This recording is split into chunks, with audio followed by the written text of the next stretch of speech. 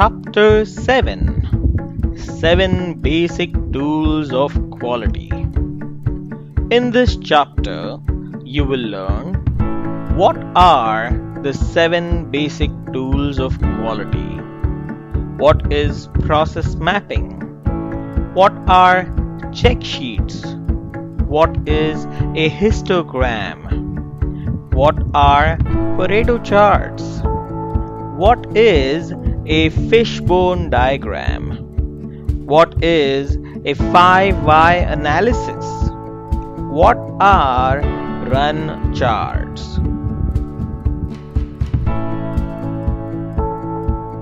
The 7 basic tools of quality are those tools that help organizations understand their processes to improve them. These tools are process maps, check sheets, histogram, Pareto charts, fishbone diagram, 5 why analysis, and run charts. These tools are easy to use. All white belt certified professionals are required to understand how these tools can be used in their respective work areas. Let us now understand each of the 7 basic tools of quality. Process maps. What is a process? A process is a set of activities and tasks that transform inputs into products and services delivered to customers.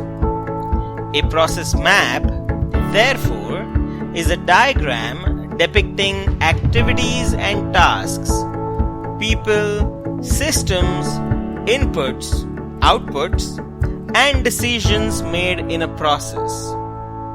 What do we hope to accomplish by mapping our process?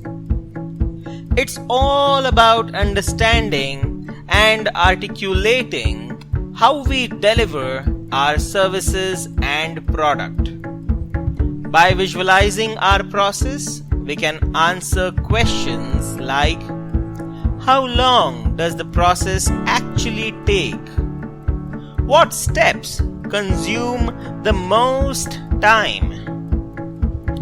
Where are we seeing defects and why? How can we change the process to improve it? Process mapping also supports standard operating procedures, training, and meeting regulatory requirements. We will cover one type of process maps in this module called as SIPOC. SIPOC is a high-level map depicting the process on one page. What is a SIPOC? SIPOC is our highest level map containing the dimensions suppliers, inputs, process, outputs, and customers related to the process. SIPOC stands for suppliers, who are the internal or external providers of inputs to the process. Inputs: what materials, knowledge, or data are provided by the suppliers and needed to execute the process. Process: what are the 5 to 7 high-level steps in the process? Outputs: what products or services are created as a result of the process.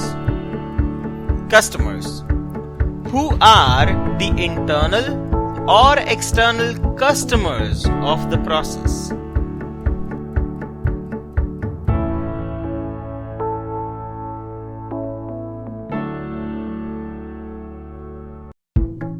Let's take an example of cooking a burger at McDonald's. We all have been to this restaurant. It takes them just a few minutes to cook a burger. Let's create a SciPoc of the process of cooking this burger.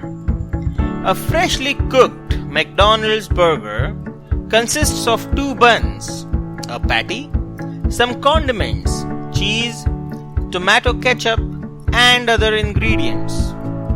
So, the supplier is a vendor who provides the raw materials required to make the burger. There could be just one supplier for all the raw materials, or McDonald's may hire multiple suppliers for different raw materials. The inputs include raw materials such as buns, patty, condiments, cheese, tomato ketchup, and various other ingredients required to cook the burger. The process of cooking the burger is that the patty and buns are separately heated in an oven. Then they are placed together. Other ingredients such as cheese, condiments, etc. are added based on the customer's order. The burger is wrapped and is ready to be served. The output is a delicious McDonald's burger. The customer is the one who has ordered this burger.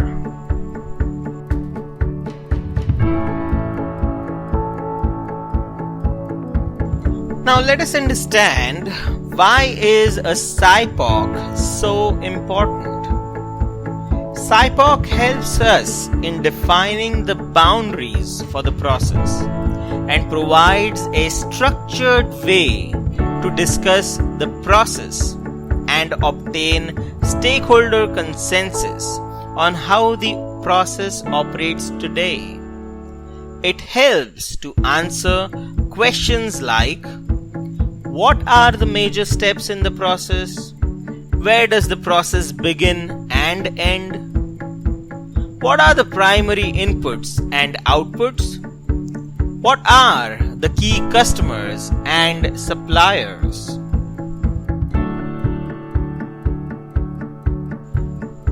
When is the SciPoc needed? SciPoc is the first tool we should consider using when we are working with a process. Use SciPoc to provide a one-page overview to facilitate a quick understanding of the high-level process as it is today. Better understand your customers' requirements. Understand who your suppliers are and what inputs they provide. Define the exact scope of a process improvement.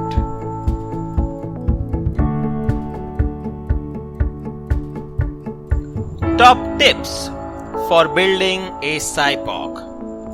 Remember, as we begin our project activities, we seek to define the current situation as it is today. Be sure your SciPoc depicts what is really happening in the process today. Identify the suppliers for the inputs required by the process. Identify all inputs required for the process to function. Identify 5 to 7 key high-level steps in the process. Verify the flow of information for the process. Identify the outputs of the process.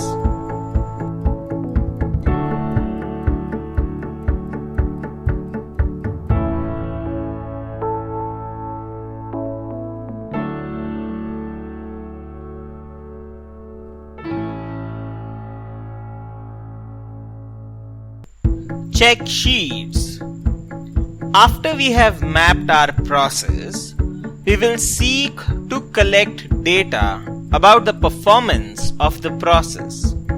The check sheet is a simple and effective way to collect data to understand our process better or facilitate exploration of areas we want to investigate further.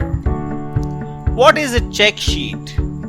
It is a structured template used to collect data at the location where the data is generated in real time. Included in the check sheet are clear and full descriptions of what data is required, including unit of measure and when to collect it. Known as operational definitions, this ensures data is collected the same way every time. Why do we use check sheets? Check sheets is a simple and effective way to collect data to understand our process better or collect information about areas that we want to investigate further in our project efforts. For example, cycle times, errors, volumes, etc. When should check sheets be used? Anytime we need to take observations and collect data repeatedly in the same way every time.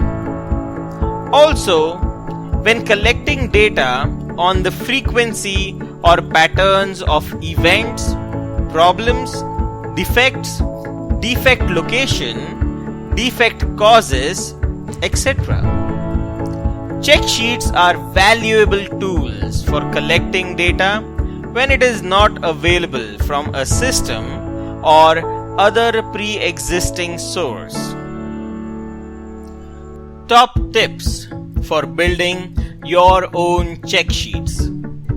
Design the check sheet with the team who are going to use it. Keep it clear and user-friendly. Include definitions of the terms used and an example. Explain to the team the reason for using check sheets. Train everyone involved to ensure the check sheet is clearly understood. Validate your check sheet and its data through the use of an initial pilot run and make any necessary improvements. Do not wait until the end to look at the data. When collecting data, always be sure to communicate, and communicate.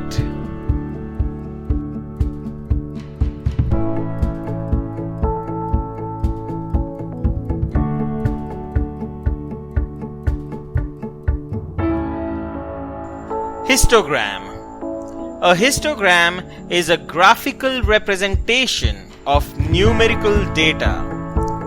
While it resembles a simple bar chart, it also helps us see the central tendency and variation in our data. Histograms can be easily built in Excel. What is a histogram?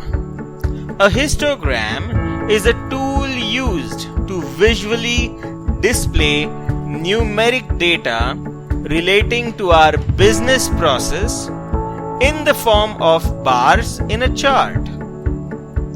Data is showcased sequentially in these bars,